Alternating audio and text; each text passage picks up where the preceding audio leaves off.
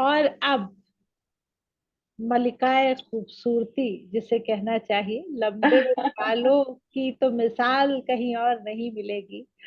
लेकिन जितने लंबे इनके बाल हैं उतनी ही लंबी इनकी साहित्यिक रुचि है। मैं बात कर रही हूँ मंजुला प्रसाद की। हमारे बीच में है और मंजुला बहुत देर से सबको सुन रही हैं और अपने मन की अभिव्यक्ति बस किसी भी समय करना चाहती हैं। तो मंजुला, बिना टाइम गवाए हम बिल्कुल। आपको बुलाएंगे और बताइए आप पुस्तक के बारे में क्या विचार रखती हैं और काजल जी से क्या पूछना चाहती हैं। इस पुस्तक के बारे में तो मैं बाद में बताऊंगी। पहले पुस्तक की जो रचयिता है उनके बारे में मैं बोलना चाहूंगी कि कई लोग होते हैं जिनसे आप मिलते हो और गुजर जाते हो, आते जाते मिलते हो, और कभी किसी से कंटिन्यू करते हो, आपका कांटेक्ट कंटिन्यू होता है। तो कुछ लोग बहुत ही खास हो जाते हैं, आपके दिल के बहुत करीब हो जाते हैं। तो इसी में से काजल जी हैं। मैंने देखा है कि वो बहुत ही क्रिएटिव हैं। उनकी क्रिएटिविटी उनकी हर चीज में दिखती है। उनकी किताबों में, उनकी कहानियों में, उनकी कविताओं में, उनके लुक में, उनके जो रहने का ढंग है, वो उतनी प्रेजेंटेबल रहती है हर वक्त। सब कुछ उनका इतना क्रिएटिव है कि उससे पता चलता है कि उनके अंदर कितनी क्रिएटिविटी है। और उसी को जब एक रूप देती हैं, चाहे वो किताब का हो, नाटक का हो, डायरेक्शन का हो, तो वो सबके सामने बहुत ही खूबसूरती से आता है। और उसका जो सक्सेस है उससे पता चलता है कि उसमें उनकी कितनी मेहनत गई है। तो मेरा सवाल ये है कि किताब जो आपने लिखा वो एक लव स्टोरी से शुरू हुआ और उसके बाद एक सामाजिक समस्या के ऊपर चला गया, बीच में बहुत सारे संग्राम, घटनाएं हुई, आए गए। संग्राम, एक संग्राम के रूप में उभर कर आया। संग्राम के रूप में गया। तो उसमें कई पात्र थे। अगर आप मेरे से पूछोगे कि मेरा फेवरेट पात्र कौन था, तो मैं ऑफ कोर्स रूही बोलूंगी, क्योंकि वो प्रोटोगनिस्ट भी है और दूसरे की हम रिलेट कर पाते हैं उनसे। तो मैं काजल जी से पूछना चाहूंगी कि इतने सारे पात्र जो आपके दिमाग में आए, उसमें सबसे आपके दिल के करीब कौन है? देखिए, स्टोरी हैप्पी एंडिंग हो, सैड एंडिंग हो, अलग चीज है, लेकिन जो अपना फेवरेट काम होता है उसको करने में मजा आता है। तो आपको कौन सा कैरेक्टर लिखने में बहुत इंजॉय किया आपने, तो बहुत अच्छा लगा? तो आप ये बताइए मुझे। रोमांटिक है स्टार्टिंग में। मैं यहाँ एक हाँ इंसिडेंट जी। बताना चाहूंगी। जो मेरी पहली किताब आई थी कविता की, ख्वाबों की चांदनी, जिसमें सिर्फ कश्मीर है और कविता, जाहिर सी बात है आपके एहसास होते हैं जिनको कागज पे हम्म। पिरोया जाता है। तो मुझे एक बहुत बड़ी जी। राइटर हैं, रायपुर की जया जादवानी, बहुत बड़ा नाम है। उन्होंने कहा मुझे कि तुम जय प्रेम की जगन्नाथ। कवित्री हो। और वही जया जादवानी। और मुझे लगता है कि चाहे वो लल्लेश्वरी हो, चाहे हब्बा खातून हो, चाहे मिट्टी की महक हो, या वो जो अंश है मोहब्बत का, वो मेरे नाटकों में, मेरी कविताओं में, मेरी कहानियों में तो आता ही आता है। और बिल्कुल। आपने कहा कि मेरा फेवरेट करेक्टर कौन सा है इसमें। मेरा फेवरेट हाँ जी, करेक्टर हाँ है जी। कबीर, कबीर सिंह। क्योंकि मेरा वो भी, करेक्टर ओ। पापा ने किया था। मेरा पापा ने फेवरेट किया था। कैरेक्टर भी। और उन्होंने जो किया, मैं क्या बताऊं, मतलब मेरे पास वर्ड नहीं है। पापा तो वाकई ही वाज समझ ही इज सकते कंसिडर्ड हैं। As legend of JNK. और Jammu Kashmir academy of art culture and languages ने उनकी जो बहुत बड़ा पोर्ट्रेट उन लेजेंड्स में लगाया है, जो जम्मू कश्मीर के लेजेंड होते हैं। तो उनको देख देख के ही आई वाज मेस्मराइज्ड। और वो करेक्टर मेरा फेवरेट है कबीर सिंह का। श्रुति जी का भी फेवरेट है। हाँ, मेरा भी फेवरेट है क्योंकि जिस ढंग से वो कैरेक्टर लिखा गया है। पहली बात तो हम्म। देखिए, इतना प्रेम, पिता और पुत्री का प्रेम तो हमेशा ही जग जाहिर है। लेकिन इतना अधिक प्रेम के पिता पुत्री के लिए अपने जीवन का बलिदान कर दे, है उसको इतना बिल्कुल। ह्यूमिलिएशन हो कि मैंने पुत्री के सामने ये क्या कर दिया, मैं उसकी नजरों से गिर गया, मैं तो उसका रोल मॉडल हुआ करता था। तो ये बहुत बड़ी बात है, क्योंकि जीवन का बलिदान करना ये बहुत ही जिगर की बात है। काजल जी, मैं आपसे एक प्रश्न पूछना चाहती हूँ कि जब मैं नाटक को पढ़ती हूँ तो मुझे बहुत सारे क्लाइमैक्सेस दिखाई देते हैं। पहला क्लाइमैक्स दिखाई देता है जब ऋतिक की मृत्यु होती है एक्सीडेंट में, हॉस्पिटल में। दूसरा हम्म। क्लाइमैक्स दिखाई देता है जब कबीर सिंह जी की मृत्यु होती है, पिता की, रूही के पिता की हम्म। मृत्यु होती है। तीसरा क्लाइमैक्स मुझे तब दिखाई देता है जब रूही शहर छोड़कर चली जाती है। चले जाते हैं। और चौथा क्लाइमेक्स मुझे तब दिखाई देता है जब डीआईजी अपने ही पुत्र को गिरफ्तार कर लेता गिरफ्तार है। करते हैं। तो ये एकदम से नाटक का खत्म होना और दोबारा से जन्म लेना, ये परिकल्पना कहाँ से आप में आई नाटक को लिखते समय? नाटक परिकल्पना भी कह सकते हैं इसको। और क्योंकि जिस तरह से मैंने कहा कि हमारे घर में इस तरह के स्क्रिप्ट की डिस्कशन हुआ करती थी, और वहां से मैंने जो चीज सीखी, क्योंकि बहुत बड़े बड़े राइटर आया करते थे, चाहे दत्त भारती एक बहुत बड़ा नाम, पुष्कर नाथ को इंडिया पाकिस्तान में उनका उर्दू शॉर्ट स्टोरी राइटर में एक बहुत बड़ा नाम है, पापा अर्श सहबाई जो बहुत बड़े शायर रहे हैं। तो वहां मैंने एक बात सीखी, जब आप नाटक की कहानी लिखते हो उसमें ना वो एक सस्पेंस या एक प्लॉट के साथ जो आपको ना अब आगे, अब आगे, अब आगे, वो चीज जरूर होनी चाहिए। प्लॉट तो वो प्लॉट आपको एंग्रॉस्ड करते रहना चाहिए कि अब आगे क्या है। नहीं तो हमारा ये होता है, हमने किताब 2-3 पन्ने पढ़े कि बाद में पढ़ेंगे, ऐसा नहीं होना चाहिए। चाहे वो नाटक हो, एक बार ऑडियंस अगर हॉल में आ गई और उनको कनेक्ट नहीं करे, उनको ये नहीं लगेगा इस नाटक में आगे क्या है, आगे क्या है, आगे क्या है, वो कनेक्शन अगर वो डेवलप नहीं करेंगे अपने जो स्टेज पे एक्टर है उसके साथ, तो वो उठ के चले जाएंगे, हॉल छोड़ के चले जाएंगे। तो वही चीज एक राइटर के साथ भी है कि जो लिख रहा होता है अपनी कल्पना से ही लिख रहा है, अपनी चीजों को आसपास समाज में बिखरी हुई चीजों को पिरो रहा है शब्दों के माध्यम से, तो वो चीज जरूर होनी चाहिए। वो अब आगे आगे आगे आगे क्या होगा, अगर वो चीज नहीं होगी तो इंटरेस्ट खत्म हो जाए। मैं चाहूंगी कि आप लोगों में से कोई भी जो कुछ भी पूछना चाहता है, या काजल जी हम लोगों से इस पुस्तक के पठन के बारे में कुछ जानना चाहती हैं, तो कृपया फिंगर रेस करें और अपनी बात रखें।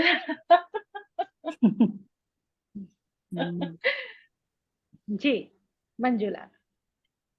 हाँ, मैं काजल जी से पूछना चाहूंगी कि ये किताब तो हो गई, ये कहानी युद्ध देखा हमने, पढ़ा, और भगवान करिए बेस्ट सेलिंग आपका बुक बने। आगे क्या है, व्हाट नेक्स्ट? क्या उसकी परिकल्पना आगे शुरू हो गई है दिमाग में? परिकल्पना की किताब आ रही है। 2 किताबें और हाँ आ जी। रही है। देखिए, ओके। हब्बा खातून जो थी उसके हाँ हमने हाँ। बहुत नाटक किए। 35 के करीब शोज उसके हम ऑल ओवर इंडिया में कर चुके हैं। और हब्बा खातून पे कोई किताब इससे पहले नाटक नहीं लिखा गया। और हब्बा खातून अच्छा। लिखने के बाद लल्लेश्वरी अभी मेरा नाटक आ रहा है। लल्लेश्वरी पे भी कोई किताब नहीं लिखी गई, नाटक नहीं लिखा गया इससे पहले। अच्छा। और जब हमने लल्लेश्वरी किया यहाँ पे, तो लोगों को नहीं पता था लल्लेश्वरी कौन थे। और लल्लेश्वरी जो नाटक है हमारा, एक आवाज मोहब्बत की, ये पिछले साल दिल्ली सरकार ने 365 डेज में जितने भी प्लेस हुए हैं उनमें से उन्होंने 5 बेस्ट प्लेस का चयन किया। उसमें लल्लेश्वरी भी एक प्ले था हमारा, बेस्ट प्ले में प्लेस में आया, जिसको भारतेंदु नाट्य उत्सव में फिर हम लोगों ने परफॉर्म किया।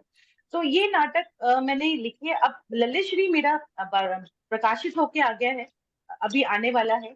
हीर रांझा मेरा प्रकाशित हो चुका है, जो सब लोगों ने पढ़ा, उसके बहुत सारे शोज हमने किए हैं। किससे तलाशती जिंदगी जो हाँ। पूरा रियलिस्टिक नाटक है, वो आ चुका है। उसमें से कुछ नाटक भी हम लोगों ने किए हैं। हब्बा खातून, जाहिर सी बात, जिस तरह से मैंने आपको बताया। एक युद्ध और आ चुका है। पहेली मेरा एक ऐसा जॉनर है जो अभी पब्लिश होकर आ रहा है, वो थ्रिलर है, जो मैंने हाँ। कभी उसमें वो कभी ट्राई नहीं किया था। बट पहेली इज टोटली थ्रिलर, सस्पेंस से भरा हुआ नाटक है। कश्मीर की कहानी है, वो मैं कहानी सुनाऊंगी नहीं, बट वो जब नाटक आएगा, वो किताब भी आप लोगों के हाथ में आएगी, आप पढ़िएगा कि दोनों में क्या डिफरेंस है, एक युद्ध फिर और से में और चर्चा उसमें करेंगे ना। पहेली में क्या हाँ, फिर डिफरेंस से है। चर्चा करेंगे। हाँ, फिर से चर्चा करेंगे। फिर से पुस्तक चर्चा। एक सवाल, काजल जी जी। पुस्तक देखिए, चर्चा मिर्जा होगी। साहिबा हीर रांझा सस्सी पुनो, ठीक है, ये हमारे सामने है। सोहिनी महिवाल आने वाला है, एक युद्ध और की चर्चा हम कर रहे हैं, पहेली का आपने जिक्र किया। देखा जाए ना तो ये अलग अलग मोड की किताबें हैं। तो हाँ, एक सभी के लेखक सभी। होने के नाते, एक लेखक होने के नाते जब आप लेखन शैली पर जाते हैं तो क्या डिफरेंस इसमें आप पाते हैं, आपके जहन में क्या रहता है? देखिए, मैं आपको बताऊं, मेरा एक ट्रेवलॉग आ रहा है कश्मीर को लेकर, वो कम से कम 600-700 पेजेस का है। उसपे मैं काम कर रही हूँ। तो मेरा जो एक्सपीरियंस रहा है कश्मीर में बचपन से लेकर अब तक, वो सारा उसमें है। उन जगहों के बारे में है जो जिनके बारे में लोगों को नहीं पता, एक्सपीरियंसेस है मेरे वहाँ। तो उसको जाहिर सी बात है, उसको लिखने का तरीका बिल्कुल अलग है।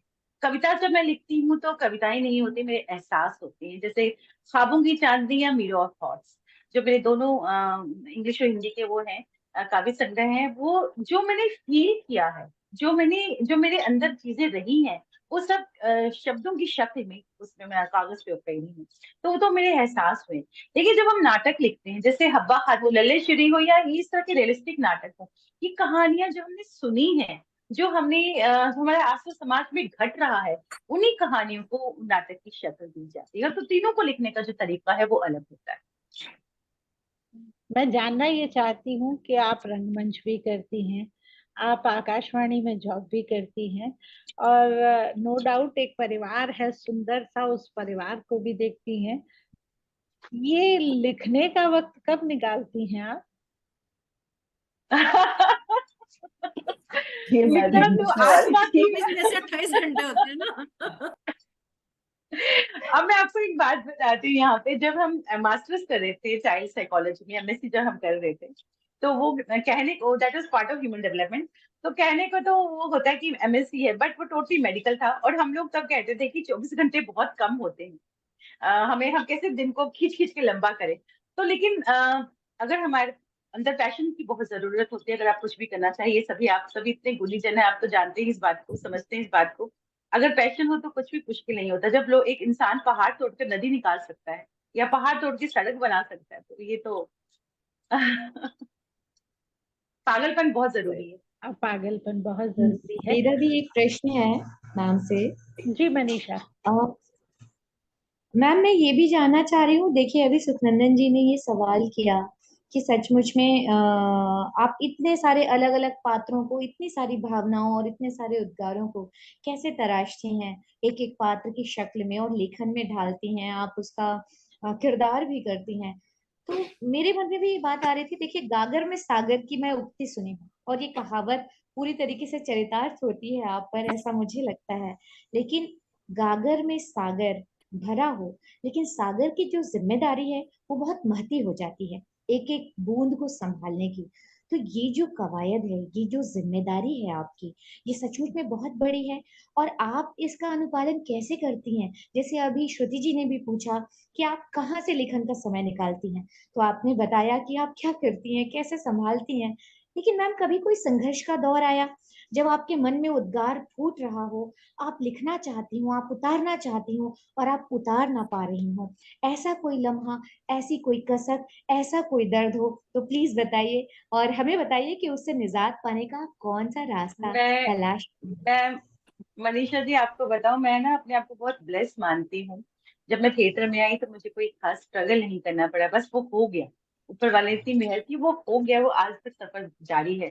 मैं जब मीडिया में आई, जब मैंने इतने सारे सीरियल्स किए, तो वो बस हो गया, सीरियल्स भी हो गए, मुझे कोई उसके लिए कुछ नहीं करना पड़ा। और जब लेखन शुरू हुआ, वो कलम चलती रही। ऐसा कभी नहीं हुआ कि मेरा बहुत मन हो मैं लिखूं और मैं लिख नहीं पा रही, कभी नहीं हुआ। इसके लिए मैं, ऊपर वाले ने मुझ पर बहुत मेहर की है। And I am really really really thankful Shiv ji की उन्होंने मुझ पे इतना हाथ रखा है कि मुझे कभी इन सब चीज, और जो मुश्किलात होती है वो तो आपके पास होती है, और मुश्किलें तो आपको और निखारती हैं।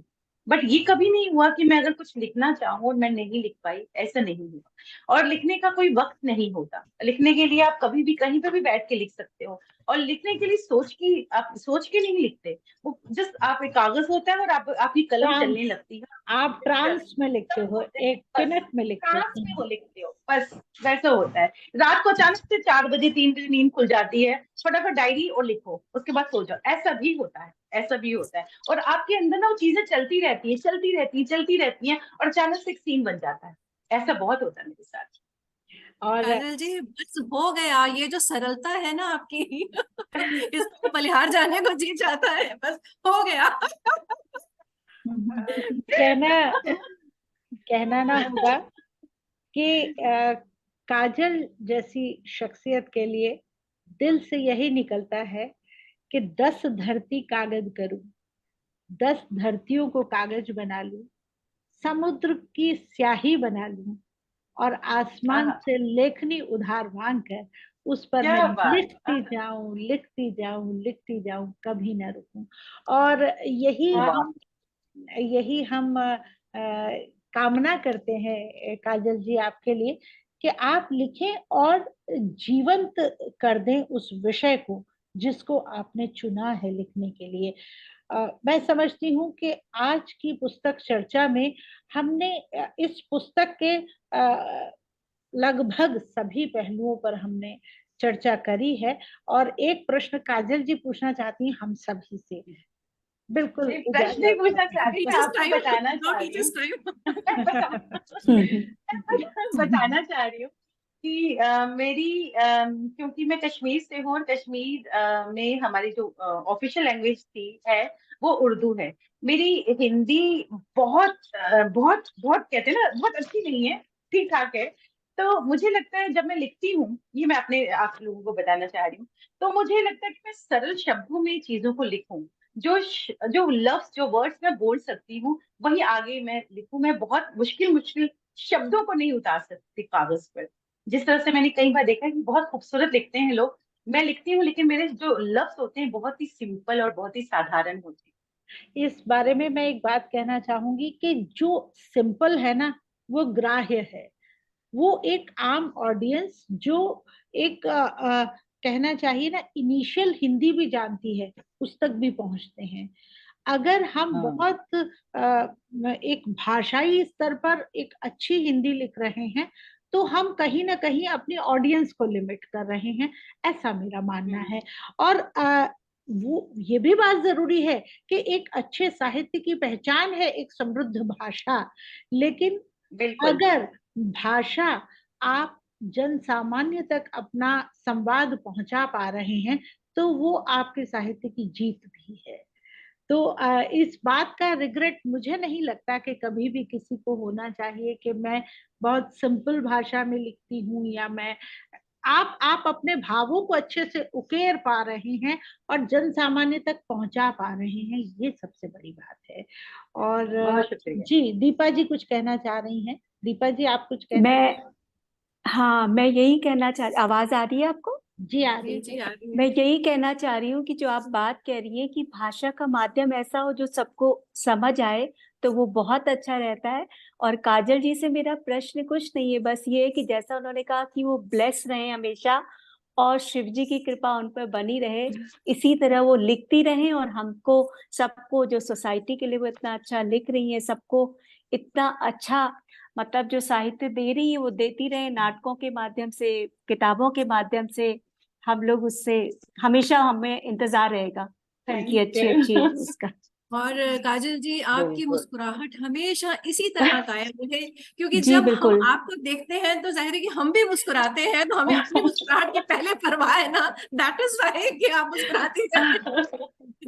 और मुस्कुराहट हमेशा रहती है, वो जितनी भी थकी हो, जितना भी काम कर रही हूँ, पर ये हंसी और मेरी भगवान से यही प्रार्थना है कि आप हमेशा मुस्कुराएं और ज्यादा एनर्जी के साथ आती रहें। तो मैं बेस्ट सेलिंग ऑथर बनने का इंतजार हम करेंगे। जी, और मैं यही कहकर इस पुस्तक चर्चा का समापन करना चाहूंगी कि नए साहित्य लिखते रहिए, अपनी भावनाओं को पन्नों पर उकेरते रहिए, उनको एक शक्ल दीजिए, एक चित्र बनाइए और पाठकों तक पहुंचाइए। मीडियम कुछ भी हो सकता है, चाहे वो पुस्तक हो, चाहे वो ई बुक हो, चाहे वो ऑडियो बुक हो, लेकिन आप अपनी भावनाओं को लोगों तक पहुंचाना न छोड़िए। जी सुखनंदन। दीपा जी आप अच्छे अच्छे गाने गाते रहिए और काजल जी की किताबें आते रहे, खुशियों के मौके तो हम सेलिब्रेट करने के लिए हैं ही सब। हाँ बिल्कुल बिल्कुल